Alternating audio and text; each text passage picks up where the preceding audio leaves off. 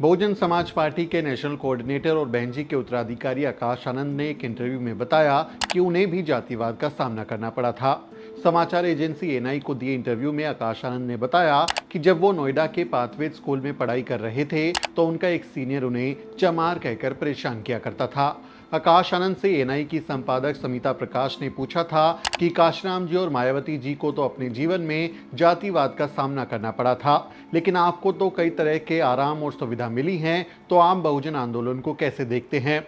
इस सवाल के जवाब में आकाश आनंद ने कहा, जाति के आधार पर भेदभाव आज भी होता है। ऐसा नहीं है कि अब जातिवाद नहीं होता। अगर आप देश के अंदरूनी इलाकों में जाओगे तो आपको खुलेआम जातिवाद होता दिखाई देगा।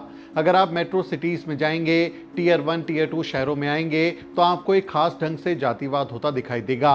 बहुजन समाज पार्टी ने यही हासिल किया कि लोगों ने अपने लिए खड़े होकर लड़ना शुरू किया।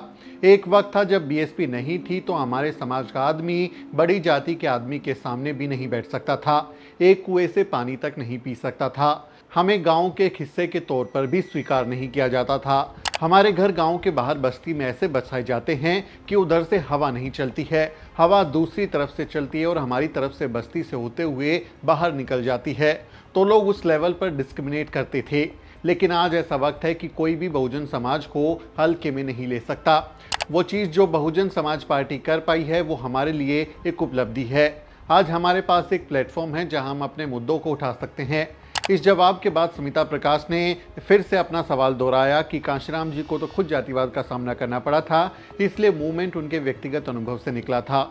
मायावती जी ने भी खुद जातिवाद सहा था, राजनीति में उनके लिए कठिन समय था, लेकिन आपने जातिवाद नहीं सहा, इसलिए आपकी आवाज़ उनकी जैसी किस तरह से है।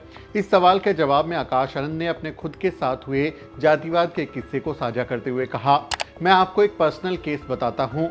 मैं पाथवेज वर्ल्ड स्कूल में था, जो कि देश के सबसे प्रीमियम स्कूलों में से एक है। मेरा एक सीनियर था जो मुझसे 1 साल सीनियर था। शायद मैं 6ठी क्लास में था और वो 7वीं क्लास में था। ये बहुत ही पर्सनल है, मैंने कभी भी इसके बारे में किसी को नहीं बताया है। मैंने स्कूल ज्वाइन ही किया था, मैं स्कूल में नया था, हर किसी को पता था कि मैं बहनजी का भतीजा हूँ। ये लड़का भी पॉलिटिकल बैकग्राउंड से था, बहनजी जैसे बड़े नेता के कद का तो नहीं, लेकिन एमएलए के लेवल का नेता का था। उसने मुझे चमार कहने का दुस्साहस किया था। उसने ये गलती से नहीं कहा था, बल्कि वो जानबूझकर मुझे 1.5-2 साल तक चमार कहकर परेशान करता रहा, जब तक कि मुझ में हिम्मत नहीं आ गई कि मैं उसका सामना कर सकूं।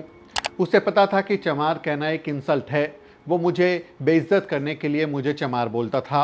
वो मुझे ऐसे चमार बोलता था जैसे ये कोई गाली हो। यहाँ तक कि वो मुझे सबके सामने, मेरे दोस्तों के सामने भी चमार बुलाता था। उसे आसपास देखकर मुझे बेहद शर्मिंदगी महसूस होती थी। इसलिए ऐसा नहीं है कि किसी ने जातिवाद नहीं सहा, ऐसी कई और घटनाएं हैं। आकाश आनंद का ये व्यक्तिगत अनुभव बताता है कि कैसे बड़े बड़े दलित नेताओं और कामयाब दलितों के बच्चों और बड़े बड़े स्कूल कॉलेजों में पढ़ने वाले एलिट दलितों के साथ भी उनकी जाति के आधार पर भेदभाव होता है। आकाश आनंद के इस जवाब के बाद स्मिता प्रकाश ने पूछा कि क्या उस छोटी उम्र में जब आपको चमार बुलाया जा रहा था तो क्या आपको चमार का मतलब पता था। इस सवाल के जवाब में आकाश आनंद ने कहा, हाँ, साफ तौर पर हम ये जानते थे कि चमार और दलित का क्या मतलब होता है। किसी को भंगी, चमार या हरिजन यूं ही नहीं कहा जाता, बल्कि उन्हें अपमानित करने के लिए ऐसे शब्दों का इस्तेमाल किया जाता है। हम उन सब के बारे में जानते थे। स्मिता प्रकाश ने अगला सवाल पूछा, क्या आपको ये बताया जाता था कि हमारी कास्ट ये है, इस पर गर्व करो। अगर कोई उसे जाति को स्लर यानी गाली की तरह कहते हैं तो तुम्हें उसका जवाब देना चाहिए। आपको ये किसने सिखाया, आपकी माँ ने, पिता ने या बुआ ने। इस सवाल के जवाब में आकाश आनंद ने कहा, ये हम सब देखते थे। मेरे पिता 2003 तक एक सरकारी नौकरी में थे।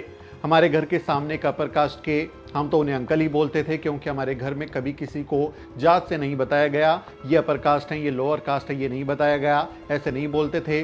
वो बस बोलते थे कि ये शर्मा जी हैं, ये पांडे जी हैं, ये गुप्ता जी हैं, ये गौतम जी हैं, ऐसे करके बोलते थे। ये चीज़ें थोड़ा देर से एहसास हुई जैसे हम जिंदगी में आगे बढ़े। जो हमारे घर के सामने रहते थे अंकल, उन्होंने भी बहुत बार ऐसे काम किए हैं। वो मोहल्ले में जैसे बदतमीजी हो जाती है और सब लोग देखते हैं, तो मेरे पिता और माता के साथ ऐसी घटनाएं भी हुई हैं, हमारे सामने हुई हैं। तो वो चीज़ें धीरे धीरे समझ आने लगी कि ये शब्द जो इस्तेमाल कर रहे हैं वो गलत हैं। ये नोएडा की बात है, शहरों में भी जातिवाद होता है।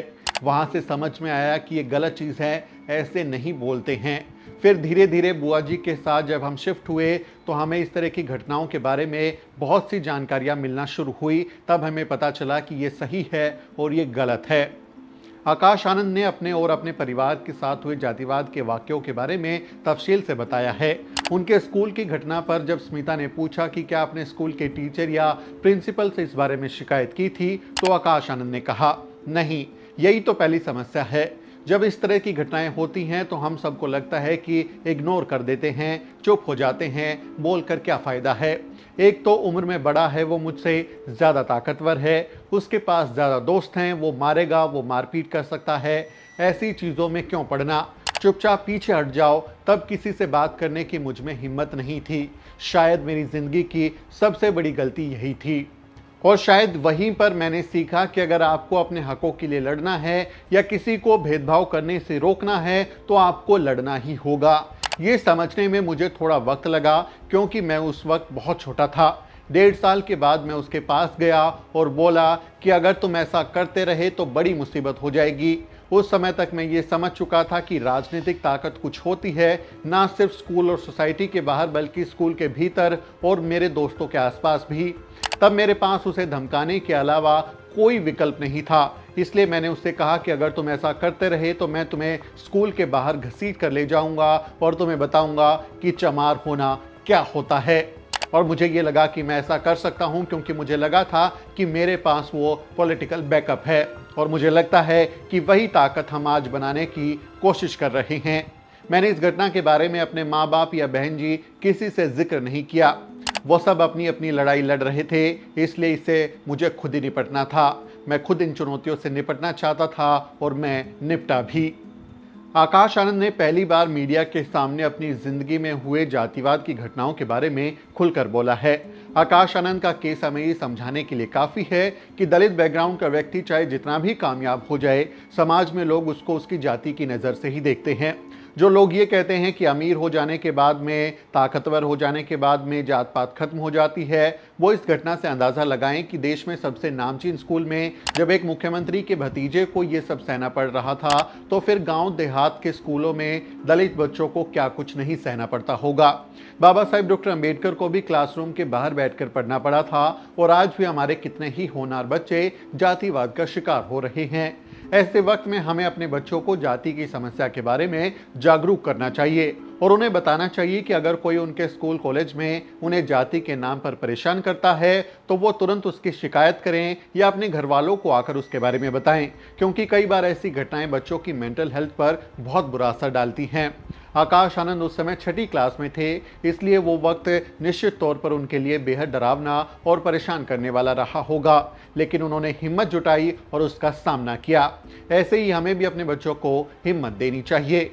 आकाश आनंद के इस खुलासे पर आपका क्या कहना है, कमेंट करके ज़रूर बताएं। आपसे अपील है इस वीडियो को शेयर करें और द न्यूज़ वीक को सब्सक्राइब करना ना भूलें। अगर आपको ये वीडियो अच्छा लगा है, आपको हमारा काम पसंद है, तो आप हमारी मदद भी कर सकते हैं। वीडियो के अंत में आपसे एक छोटी सी अपील। साथियों, अगर आपको द न्यूज़ वीक का काम पसंद है और आप चाहते हैं कि हम यूं ही अम्बेडकरवादी पत्रकारिता करते रहें, तो हमारी आर्थिक मदद जरूर करें। आप अपनी स्क्रीन पर दिखाई दे रहे इस QR कोड को स्कैन करें और न्यूज़ वीक फाउंडेशन के खाते में अपनी दान की राशि भेजें। QR कोड के अलावा आप UPI के जरिए भी मदद कर सकते हैं। आप हमारी UPI ID newsweek@yes bank पर भी मदद भेज सकते हैं। इसके अलावा आप हमारे अकाउंट में भी मदद भेज सकते हैं। खाते का नाम है News Week Foundation, account number है 02358800000640। IFSC कोड है YSB000235। बैंक का नाम यस बैंक है और ब्रांच है नेहरू पैलेस, दिल्ली। आप डोनेशन के एवज में इनकम टैक्स में भी छूट पा सकते हैं। डोनेशन की रसीद पाने के लिए ट्रांजैक्शन का स्क्रीनशॉट हमें भेजें। टाइप करें डोनेशन स्पेस आपका नाम और हमें 8595794224 पर व्हाट्सएप करें।